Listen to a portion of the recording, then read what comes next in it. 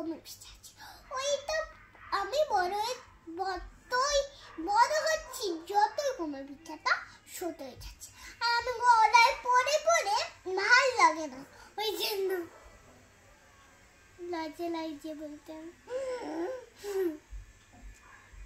ওই জন্য আমি প্যান করে দড়ির একটা কোমর পিঠা বানিয়ে নিয়েছি।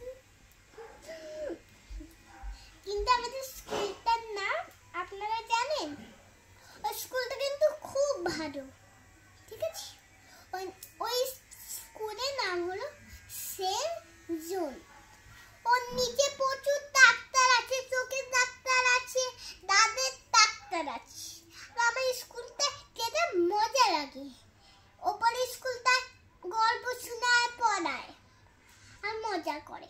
আর আমাদের নিচে ডাক্তারখানা যেখানে, ওর নিচে আমাদের একটা ছোট টিউশনি আছে। ওই নিচের স্কুলটা হলো আমাদের টিউশনি, ওটায় খেলা করায়, পড়ায় আমরা মজা করা, তারপরে আমাদের পড়ায়। টিফিন খেতে গেলে ম্যাম আমাদের হাত ধুয়ে দেয় আর আমরা খেয়ে চলে আসি।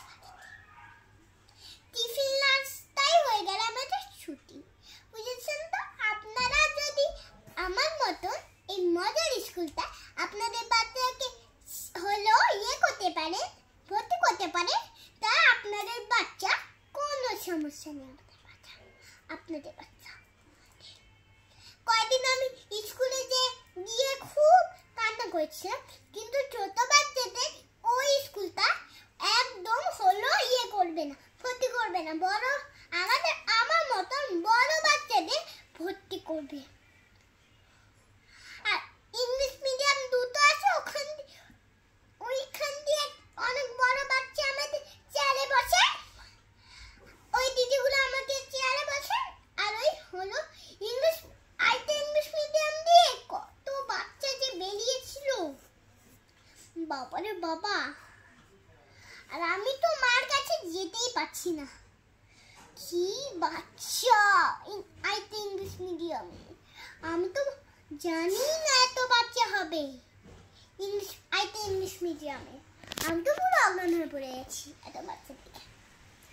আমি কি করবো বুঝতে পারি না, অজ্ঞান হয়ে পড়ে গেছি, এত বাচ্চা ইংলিশ